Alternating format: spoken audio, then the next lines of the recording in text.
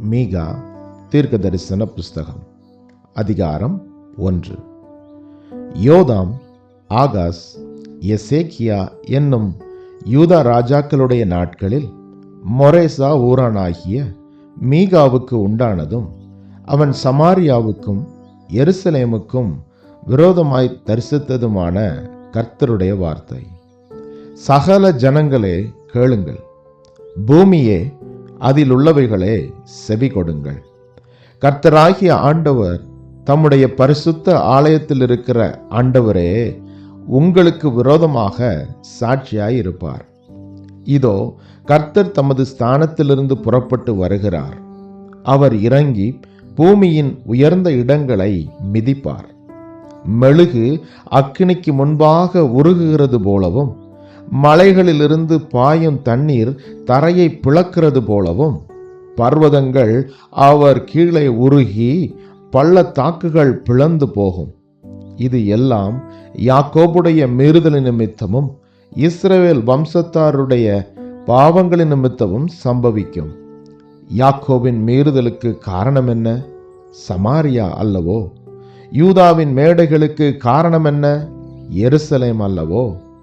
ஆகையால் நான் சமாரியாவை வெளியான மண்மேடும் திராட்சை செடி நடுகிற நிலமுமாக்கி, அதன் கற்களை பள்ளத்தாக்கிலே புரண்டு விழப்பண்ணி, அதன் அஸ்திவாரங்களை திறந்து வைப்பேன்.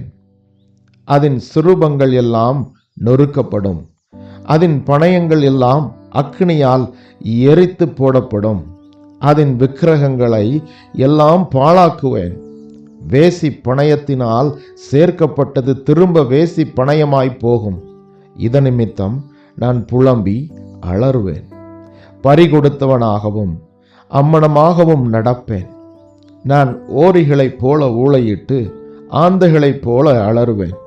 அதன் காயம் ஆறாதது. அது யூதா மட்டும் வந்தது. என் ஜனத்தின் வாசமாகிய எருசலேம் மட்டும் வந்தெட்டினது. அதை காத் பட்டணத்திலே அறிவியாதியுங்கள். அளவே வேண்டாம். பெத்தாஃப்ராவிலே புழுதியில் புரளு. சாஃபீரில் குடியிருக்கிறவளே வெட்கத்துடன் அம்மனமாய் அப்பாலை போ. சாயனானில் குடியிருக்கிறவன் வெளியே வருவதில்லை. பெத் ஏசாவின் புலம்பல் உங்களுக்கு அடைக்கலமாயிராது. மாரோத்தில் குடியிருக்கிறவள் நன்மை வருமென்று எதிர்பார்த்திருந்தால், ஆனாலும் தீமை கர்த்தரிடத்திலிருந்து எருசலேமின் வாசல் வரைக்கும் வந்தது. லாகீசில் குடியிருக்கிறவளே, வேகமான குதிரைகளை ரதத்திலே பூட்டு. நீயே சீயோன் குமாரத்தியின் பாவத்துக்கு காரணி. உன்னிடத்தில் இஸ்ரவேலின் பாதகங்கள் காணப்பட்டது. ஆகையால் மோர்ஷேத் காத்தினிடத்தில் உனக்கு இருக்கிறதை கொடுத்து விடுவாய். அக்சீபின் வீடுகள் இஸ்ரவேலின் ராஜாக்களுக்கு அபத்தமாய் போகும். மரேஷாவில் குடியிருக்கிறவளே, உனக்கு இன்னும் ஒரு சுதந்திரவாளியை வரப்பண்ணுவேன். அவன் இஸ்ரவேலின் மகிமையாகிய அதுல்லாம் மட்டும் வருவான். உனக்கு அருமையான உன் பிள்ளைகளின் நிமித்தம் நீ உன் தலையை சிரைத்து மொட்டையிட்டுக்கொள். கழுகை போல முழு மொட்டையாயிரு. அவர்கள் உன்னை விட்டு சிறைப்பட்டு போகிறார்கள். மீகா 2 அதிகாரம். அக்கிரமத்தை யோசித்து தங்கள் படுக்கைகளின் மேல் பொல்லாப்பு செய்ய எத்தனம் பண்ணி, தங்கள் கையில் வல்லமை இருக்கிறபடியினால் விடியற் காலம் ஆகிறபோது அதை நடப்பித்து, வயல்களை இச்சித்து பறித்து கொண்டு, வீடுகளை இச்சித்து எடுத்துக்கொண்டு, புருஷனையும் அவன் வீட்டையும் மனுஷனையும் அவன் சுதந்திரத்தையும் ஒடுக்கிறவர்களுக்கு ஐயோ! ஆகையால் கர்த்தர், நான் இந்த வம்சத்தாருக்கு விரோதமாய் தீமையை வருவிக்க நினைக்கிறேன். அதினின்று நீங்கள் கழுத்தை நீக்க மாட்டீர்கள். நீங்கள் மேட்டிமையாய் நடப்பதில்லை. அது தீமையான காலம். அந்நாளில் உங்கள் பேரில் ஒப்புச் சொல்லி, நாம் முற்றிலும் பாழானோம், நமது ஜனத்தின் சுதந்திரத்தை மாற்றி போட்டார், எண்ணமாய் அதை என்னை விட்டு நீக்கி போட்டார், நமது வயல்களை பிடுங்கி பகிர்ந்து கொடுத்தாரே என்று துயரமான புலம்பலாய் புலம்புவார்கள். கர்த்தரின் சபையில் சுதந்திர வீதங்களை அளந்து கொடுக்கிறவர்கள் உனக்கு இல்லாதிருப்பார்கள். தீர்க்க தரிசனம் சொல்லாதிருப்பீர்களாக என்கிறார்கள். அவர்கள் தீர்க்க தரிசனம் சொல்லுவார்கள். இந்த பிரகாரமாய் அவர்கள் தீர்க்க தரிசனம் சொல்லாவிட்டால் நிந்தை நீங்காதே. யாக்கோபு வம்சம் என்று பெயர் பெற்றவர்களே, கர்த்தரின் ஆவி குறுகியிருக்கிறதோ? அவருடைய கிரியைகள் இவைகள்தானோ? செம்மையாய் நடக்கிறவனுக்கு என் வார்த்தைகள் நன்மை செய்யாதோ? என் ஜனங்கள் பூர்வம் முதல் சத்துருவை போல் எழும்பினார்கள். யுத்தத்திலிருந்து திரும்பி வந்து வழியில் அஞ்சாமல் கடந்து போகிறவர்களுடைய மேலங்கியையும் வஸ்திரத்தையும் உரிந்து கொண்டீர்கள். என் ஜனத்தின் ஸ்திரீகளை அவர்களுடைய சௌக்கியமான வீடுகளிலிருந்து துரத்தி விட்டீர்கள். அவர்களுடைய குழந்தைகளுக்கு இருந்த என் அலங்காரத்தை என்றைக்கும் இல்லாதபடிக்கு பறித்து கொண்டீர்கள். எழுந்திருந்து போங்கள், இது நீங்கள் இளைப்பாறும் இடமல்ல, இது தீட்டுப்பட்டது, இது உங்களை நாசப்படுத்தும். அந்த நாசம் மிகவும் கொடியதாயிருக்கும். மனம் போகிற போக்கின்படி போய் அபத்தமானதை உரைக்கிற ஒருவன் திராட்சை ரசத்தையும் மதுபானத்தையும் குறித்து நான் உனக்கு பிரசங்கிப்பேன் என்றால் அவனே இந்த ஜனத்திற்கு ஏற்ற பிரசங்கியாய் இருப்பான். யாக்கோபின் ஜனங்களே, உங்கள் எல்லாரையும் நான் நிச்சயமாய் கூட்டுவேன். இஸ்ரவேலில் மீதியானவர்களை நிச்சயமாய் சேர்ப்பேன். போஸ்ராவின் ஆடுகளைப் போல் அவர்களை ஏக கூட்டமாக்குவேன். தன் தொழுவத்துக்குள்ளே சேர்ந்த மந்தைக்கு சமானமாய் ஜனத்திரளினாலே இரைச்சல் உண்டாகும். தடைகளை நீக்கி போடுகிறவர் அவர்களுக்கு முன்பாக நடந்து போகிறார். அவர்கள் தடைகளை நீக்கி வாசலால் உட்பிரவேசித்து கடந்து போவார்கள். அவர்கள் ராஜா அவர்களுக்கு முன்பாக போவார். கர்த்தர் அவர்கள் முன்னணியில் நடந்து போவார். மீகா 3ஆம் அதிகாரம். நான் சொன்னது யாக்கோபின் தலைவர்களே, இஸ்ரவேல் வம்சத்து அதிபதிகளே, நியாயம் என்னதென்று அறிவது உங்களுக்கு அல்லவோ அடுத்தது. ஆனாலும் நன்மையை வெறுத்து தீமையை விரும்பி அவர்கள் மேல் இருக்கிற அவர்களுடைய தோளையும் அவர்கள் எலும்புகள் மேல் இருக்கிற அவர்களுடைய சதையையும் பிடுங்கி என் ஜனத்தின் சதையை தின்று அவர்கள் மேல் இருக்கிற அவர்களுடைய தோலை உரிந்து கொண்டு அவர்கள் எலும்புகளை முறித்து பானையிலே போடும் வண்ணமாகவும் இறைச்சியை கொப்பரைக்குள்ளே போடும் வண்ணமாகவும் அவைகளை துண்டிக்கிறார்கள். அப்பொழுது அவர்கள் கர்த்தரை நோக்கி கூப்பிட்டார்கள். ஆனாலும் அவர்கள் தங்கள் கிரியைகளில் பொல்லாதவர்கள் ஆனபடியால் அவர் அவர்களுக்கு மறு உத்தரவு கொடாமல் தமது முகத்தை அக்காலத்திலே அவர்களுக்கு மறைத்து கொள்வார்.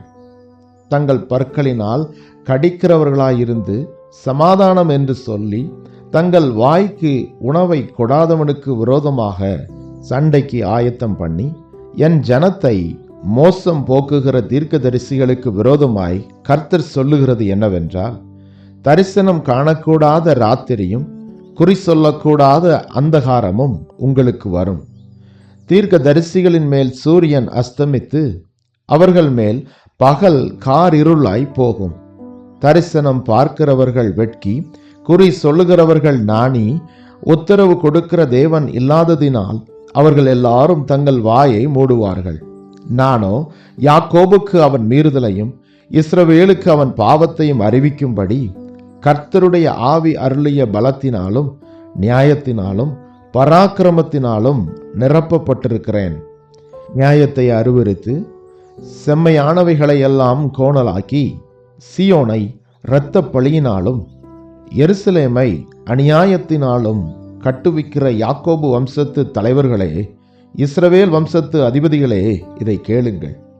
அதன் தலைவர்கள் பரிதானத்திற்கு நியாயம் தீர்க்கிறார்கள். அதன் ஆசாரியர்கள் கூலிக்கு உபதேசிக்கிறார்கள்.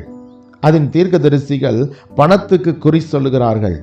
ஆகிலும் அவர்கள் கர்த்தரை சார்ந்து கொண்டு கர்த்தர் எங்கள் நடுவில் இல்லையோ, தீங்கு எங்கள் மேல் வராது என்கிறார்கள். ஆகையால் உங்கள் நிமித்தம் சீயோன் வயல் வெளியைப் போல உளப்பட்டு எருசலேம் மண் மேடுகளாய் போம்.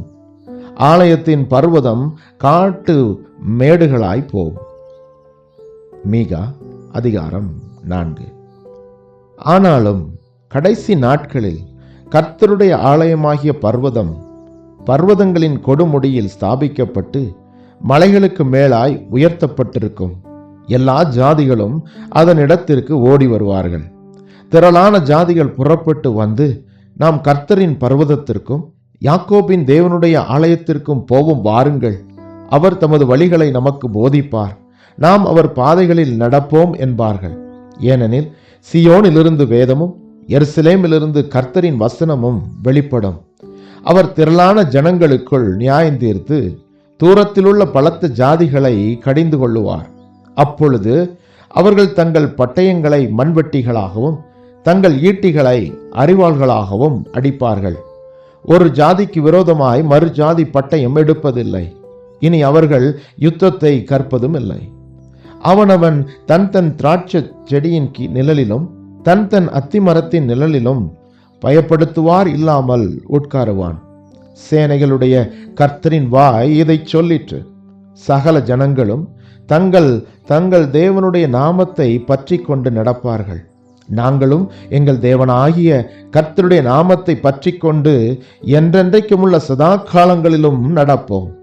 கர்த்தர் சொல்லுகிறது என்னவென்றால், அந்நாளிலே நான் நொண்டியானவனை சேர்த்து தள்ளுண்டவளையும் தீங்கு அனுபவித்தவளையும் கூட்டிக் கொண்டு நொண்டியானவனை மீதியான ஜனமாகவும் தூரமாய் தள்ளுண்டு போனவர்களை பலத்த ஜாதியாகவும் வைப்பேன். அவர்கள் பேரில் கர்த்தர் சீயோன் பர்வதத்திலே இது முதல் என்றென்றைக்கும் ராஜாவாயிருப்பார். மந்தையின் துருக்கமே, சீயோன் குமாரத்தின் அரணே, முந்தின ஆளுகை உன்னிடத்தில் வரும். ராஜரீகம் எருசலேம் குமாரத்தினிடத்தில் வரும். இப்போதும் நீ சத்தமிட்டு கதறுவானேன்? ராஜாவானவர் உன்னிடத்தில் இல்லையோ? உன் ஆலோசனைக்காரர் அழிந்து போனார்களோ? பிரசவிக்கிற ஸ்திரீக்கு ஒத்த வேதனை உனக்கு உண்டாகும். சீயோன் குமாரத்தியே, பிரசவ ஸ்திரீயைப் போல அம்பாயப்பட்டு வேதனைப்படு. நீ இப்போது நகரத்திலிருந்து புறப்பட்டு வெளிகளில் தங்கி பாபிலோன் வரைக்கும் போவாய். அங்கே விடுவிக்கப்படுவாய். அங்கே கர்த்தர் உன்னை உன் சத்துருக்களின் கைக்கு நீங்களாக்கி மீட்பார். சீயோன் தீட்டுப்படுவாளாக, எங்கள் கண் அவளை காண்பதாக என்று சொல்லி அநேக ஜாதியார் உனக்கு விரோதமாக கூடியிருக்கிறார்கள். ஆனாலும் அவர்கள் கர்த்தருடைய நினைவுகளை அறியாமலும் அவருடைய யோசனையை உணராமலும் இருக்கிறார்கள். அவர் அரி கட்டுக்களைப் போல அவர்களை களத்திலே சேர்ப்பார். சீயோன் குமாரத்தியே, நீ எழுந்து போரடி. நான் உன் கொம்புகளை இரும்பும் உன் குளம்புகளை வெண்கலம் ஆக்குவேன். நீ அநேக ஜாதிகளை நொறுக்கி போடுவாய். அவர்கள் தேடி சேர்த்ததை நீ கர்த்தருக்கென்றும் அவர்களுடைய ஆஸ்தியை பூமிக்கெல்லாம் ஆண்டவராய் இருக்கிறவருக்கென்றும் நியமிப்பாய். மீகா 5ஆம் அதிகாரம். சேனைகளுடைய நகரமே, இப்போது தண்டு தண்டாக கூடிக்கொள். நமக்கு விரோதமாக முற்றுகை போடப்படும். இஸ்ரவேலுடைய நியாயாதிபதியை கோலினால் கன்னத்திலே அடிப்பார்கள். எப்ராத்தா என்னப்பட்ட பெத்லெகமே, நீ யூதேயாவில் உள்ள ஆயிரங்களுக்குள்ளே சிறியதாய் இருந்தும் இஸ்ரவேலை ஆள போகிறவர் உன்னிடத்திலிருந்து புறப்பட்டு என்னிடத்தில் வருவார். அவருடைய புறப்படுதல் அநாதி நாட்களாகிய பூர்வத்தினுடையது. ஆனாலும் பிரசவிக்கிற மட்டும் அவர்களை ஒப்பு கொடுப்பார். அப்பொழுது அவருடைய சகோதரரில் மீதியானவர்கள் இஸ்ரவேல் புத்திரரோடு கூட திரும்புவார்கள். அவர் நின்று கொண்டு கர்த்தருடைய பலத்தோடும் தம்முடைய தேவனாகிய கர்த்தருடைய நாமத்தின் மகத்துவத்தோடும் மேய்ப்பார். ஆகையால் அவர்கள் நிலைத்திருப்பார்கள். அவர் இனி பூமியின் எல்லைகள் பரியந்தமும் மகிமைப்படுவார். இவரே சமாதான காரணர். அஸ்சீரியன் நம்முடைய தேசத்திலே வரும்போதும் நம்முடைய அரண்மனைகளை மிதிக்கும் போதும் 7 மேய்ப்பரையும் மனுஷரில் 8 அதிபதிகளையும் அவனுக்கு விரோதமாக நிறுத்துவேன். அவர்கள் அசிரியா தேசத்தையும் நிம்ரோதின் தேசத்தையும் அதனுடைய வாசல்களுக்கு உட்புறமாக பட்டயத்திற்கு இரையாக்குவார்கள். அசீரியன் நம்முடைய தேசத்தில் வரும்போதும் நம்முடைய எல்லைகளை மிதிக்கும் போதும் அவனுக்கு நம்மை தப்புவித்தார். யாக்கோபிலே மீதியானவர்கள் கர்த்தராலே வருகிற பணியைப் போலவும் மனுஷனுக்கு காத்திராமலும் மனுபுத்திரருக்கு தாமதியாமலும் பூண்டுகள் மேல் வருகிற மழையைப் போலவும் அநேக ஜாதிகளின் நடுவிலே இருப்பார்கள். யாக்கோபிலே மீதியானவர்கள் சிங்கம் காட்டு மிருகங்களுக்குள்ளே இருக்கிறதற்கு சமானமாகவும் கடந்து போய் மிதித்து தப்புவிப்பார் இல்லாமல் பீறி போடுகிற பால சிங்கம் ஆட்டு மந்தைகளுக்குள்ளே இருக்கிறதற்கு சமானமாகவும் ஜாதிகளுக்குள் அநேக ஜாதிகளின் நடுவிலே இருப்பார்கள். உன்னுடைய கை உன் விரோதிகளின் மேல் உயரும், உன் சத்துருக்கள் எல்லாரும் சங்கரிக்கப்படுவார்கள். அந்நாளிலே நான் உன் குதிரைகளை உன் நடுவில் இராதபடிக்கு சங்கரித்து, உன் ரதங்களை அழித்து, உன் தேசத்து பட்டணங்களை சங்கரித்து, உன் அரண்களையெல்லாம் நிர்மூலமாக்கி, சூனிய வித்தைகள் உன் கையில் இராதபடிக்கு அகற்றுவேன். நாள் பார்க்கிறவர்கள் உன்னிடத்தில் இல்லாமற் போவார்கள். உன் சுரூபங்களையும் உன் சிலைகளையும் உன் நடுவில் இராதபடிக்கு நிர்மூலமாக்குவேன். உன் கையின் கிரியையை நீ இனி பணிந்து கொள்ளாய். நான் உன் விக்கிரக தோப்புக்களை உன் நடுவில் இராதபடி பிடுங்கி, உன் பட்டணங்களை அழித்து, செவிகொடாத புறஜாதிகளிடத்திலே கோபத்தோடும் உக்கிரத்தோடும் நீதியை சரிகட்டுவேன் என்றார். மீகா 6ஆம் அதிகாரம். கர்த்தர் சொல்லுகிறதை கேளுங்கள். நீ எழுந்து பர்வதங்களுக்கு முன் உன் வழக்கை சொல். மலைகள் உன் சத்தத்தை கேட்க கடவுது. பர்வதங்களே, பூமியின் உறுதியான அஸ்திபாரங்களே, கர்த்தருடைய வழக்கை கேளுங்கள். கர்த்தருக்கு அவர் ஜனத்தோட வழக்கு இருக்கிறது. இஸ்ரவேலோட அவர் வழக்காடுவார். என் ஜனமே, நான் உனக்கு என்ன செய்தேன்? நான் எதினால் உன்னை விசனப்படுத்தினேன்? எனக்கு எதிரே உத்தரவு சொல். நான் உன்னை எகிப்து தேசத்திலிருந்து வரப்பண்ணி அடிமைத்தன வீட்டிலிருந்த உன்னை மீட்டு கொண்டு மோசே, ஆரோன், மீரியாம் என்பவர்களை உனக்கு முன்பாக அனுப்பினேன். என் ஜனமே, மோவாபின் ராஜாவாகிய பாலாக் பண்ணின யோசனை இன்னதென்றும், பேயோரின் குமாரனான பீலையாம் அவனுக்கு பிரத்தியுத்தரமாக சொன்னது என்னதென்றும், சீத்திம் தொடங்கி கில்கால் மட்டும் நடந்தது என்னதென்றும் நீ கர்த்தருடைய நீதிகளை அறிந்து கொள்ளும்படி நினைத்துக்கொள். எண்ணத்தை கொண்டு நான் கர்த்தருடைய சந்நிதியில் வந்து உன்னதமான தேவனுக்கு முன்பாக பணிந்து கொள்வேன். தகன பணிகளை கொண்டும் 1 வயது கன்று குட்டிகளை கொண்டும் அவர் சந்நிதியில் வரவேண்டுமோ? ஆயிரங்களான ஆட்டு கடாக்களின் பேரிலும் எண்ணெயாய் ஓடுகிற 10,000 ஆறுகளின் பேரிலும் கர்த்தர் பிரியமாயிருப்பாரோ? என் அக்கிரமத்தை போக்க என் முதற் பேரானவனையும் என் ஆத்மாவின் பாவத்தை போக்க என் கற்ப கனியையும் கொடுக்க வேண்டுமோ? மனுஷனே, நன்மை இன்னதென்று அவர் உனக்கு அறிவித்திருக்கிறார். நியாயம் செய்து இரக்கத்தை சிநேகித்து உன் தேவனுக்கு முன்பாக மனத்தாழ்மையாய் நடப்பதை அல்லாமல் வேற எண்ணத்தை கர்த்தர் உன்னிடத்தில் கேட்கிறார். கர்த்தருடைய சத்தம் நகரத்தை நோக்கி கூப்பிடுகிறது. ஞானமுள்ளவன் உம்முடைய நாமத்தை மதிப்பான். மிலாற்றிற்கும் அதை நேமித்தவருக்கும் செவி கொடுங்கள். துன்மார்க்கனுடைய வீட்டில துன்மார்க்கத்தினால் சம்பாதித்த பொக்கிஷங்களும் அருவருக்கப்படத்தக்க குறைந்த மரக்காலும் இன்னும் இருக்கிறதல்லவோ? கள்ள தராசும் கள்ள படி கற்களுள்ள பையும் இருக்கும்போது அவர்களை சுத்தம் உள்ளவர்கள் என்று எண்ணுவானோ? அவர்களில் ஐஸ்வர்யம் உள்ளவர்கள் கொடுமையினால் நிறைந்திருக்கிறார்கள். அவர்களுக்குள் வாசமாயிருக்கிறவர்கள் பொய் பேசுகிறார்கள். அவர்கள் வாயிலுள்ள நாவு கபடுள்ளது. ஆகையால் நான் உன் பாவங்களின் நிமித்தம் உன்னை அடித்து பாழாக்குகிறதினால் உன்னை பலட்சியமாக்குவேன். நீ புசித்தும் திருப்தி அடையாதிருப்பாய். உனக்குள்ளே சோர் உண்டாகும். நீ பதனம் பண்ணியும் தப்புவிப்பதில்லை. நீ தப்புவிப்பதையும் பட்டயத்திற்கு ஒப்பு கொடுப்பேன். நீ விதைத்தும் அறுக்காமற் போவாய். நீ ஒலிவ பழங்களையும் திராட்சை பழங்களையும் ஆளையாடின போதிலும் எண்ணெய் பூசிக்கொள்வதுமில்லை, ரசம் குடிப்பதுமில்லை. நான் உன்னை பாழாகவும் உன் குடிகளை ஈசலிட்டு நிந்திக்கிற நிந்தையாகவும் வைக்கும்படி உம்ரியினுடைய கட்டளைகளும் ஆகாப் வீட்டாருடைய எல்லா செய்கைகளும் கை கொள்ளப்பட்டு வருகிறது. அவர்களுடைய ஆலோசனைகளிலே நடக்கிறீர்கள். ஆகையால் என் ஜனத்தின் நிந்தையை சுமப்பீர்கள். மீகா 7ஆம் அதிகாரம். ஐயோ, உஷ்ண காலத்து கனிகளை சேர்த்து திராட்சை பழங்களை அறுத்த பின்பு வருகிறவனைப் போல் இருக்கிறேன். புசிக்கிறதற்கு ஒரு திராட்சை குலையையும் என் ஆத்துமா இச்சித்த முதல் அறுப்பின் கனியும் இல்லை. தேசத்தில் பக்தியுள்ளவன் அற்றுப்போனான். மனுஷரில் செம்மையானவன் இல்லை. அவர்கள் எல்லாரும் இரத்தம் சிந்த பதிவிருக்கிறார்கள். அவனவன் தன் தன் சகோதரனை வலையிலே பிடிக்க வேட்டையாடுகிறான். பொல்லாப்பு செய்ய அவர்கள் 2 கைகளும் நன்றாய் கூடும்.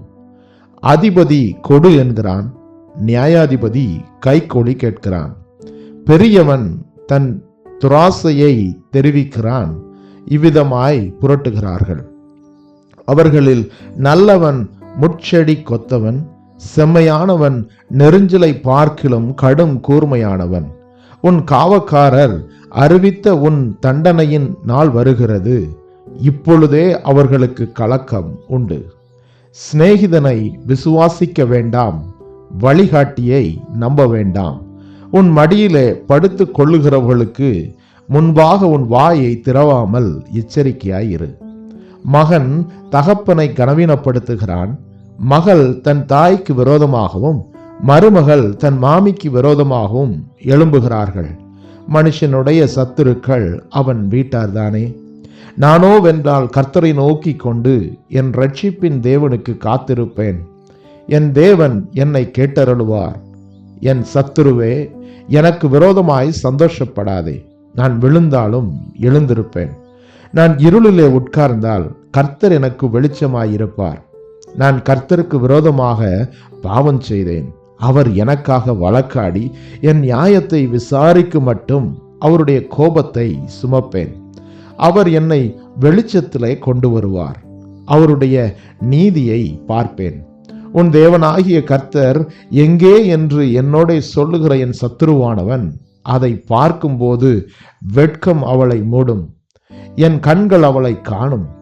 இனி வீதிகளின் சேற்றை போல மிதிக்கப்படுவாள். உன் மதில்களை எடுப்பிக்கும் நாள் வருகிறது. அந்நாளிலே பிரமாணம் வெகு தூரம் பரவிப்போம். அந்நாளிலே அசீரியா முதல் எகிப்தின் பட்டணங்கள் வரைக்கும், எகிப்து முதல் நதி வரைக்கும், ஒரு சமுத்திரம் முதல் மறு சமுத்திரம் வரைக்கும், ஒரு பர்வதம் முதல் மறு பர்வதம் வரைக்கும் உள்ள ஜனங்கள் உன்னிடத்திற்கு வருவார்கள். ஆனாலும் தன் குடிகளின் நிமித்தமும் அவர்கள் கிரியைகளுடைய பலன்களின் நிமித்தமும் தேசம் பாழாயிருக்கும். கர்மேலின் நடுவிலே தனித்து வனவாசமாயிருக்கிற உமது சுதந்திரமான மந்தையாகிய உம்முடைய ஜனத்தை உமது கோலினால் மேய்த்தருளும். பூர்வ நாட்களில் மேய்ந்தது போலவே அவர்கள் பாசானிலும் கீழையாத்திலும் மேய்வார்களாக. நீ எகிப்து தேசத்திலிருந்து புறப்பட்ட நாளில் நடந்தது போலவே உன்னை அதிசயங்களை காண பண்ணுவேன். புற ஜாதிகள் கண்டு தங்களுடைய எல்லா பராக்கிரமத்தையும் குறித்து வெட்கப்படுவார்கள். கையை வாயின் மேல் வைத்துக் கொள்வார்கள். அவர்கள் காதுகள் செவிடாய் போகும். பாம்பை போல மண்ணை நக்குவார்கள். பூமியின் ஊர்வனவற்றைப் போல தங்கள் மறைவிடங்களிலிருந்து நடுநடுங்கி புறப்படுவார்கள். நமது தேவனாகிய கர்த்தரிடத்திற்கு திகிலோடே சேர்ந்து உனக்கு பயப்படுவார்கள்.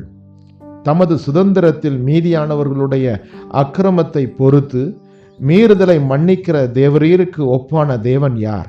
அவர் கிருபை செய்ய விரும்புகிறபடியால் அவர் என்றென்றைக்கும் கோபம் வையார். அவர் திரும்ப நம்மேல் இறங்குவார். நம்முடைய அக்கிரமங்களை அடக்கி நம்முடைய பாவங்களை எல்லாம் சமுத்திரத்தின் ஆழங்களில் போட்டு விடுவார். தேவரீர் பூர்வ நாட்கள் முதல் எங்கள் பிதாக்களுக்கு ஆணையிட்ட சத்தியத்தை யாக்கோபுக்கும் கிருபையை ஆபிரகாமுக்கும் கட்டளையிடுவீராக.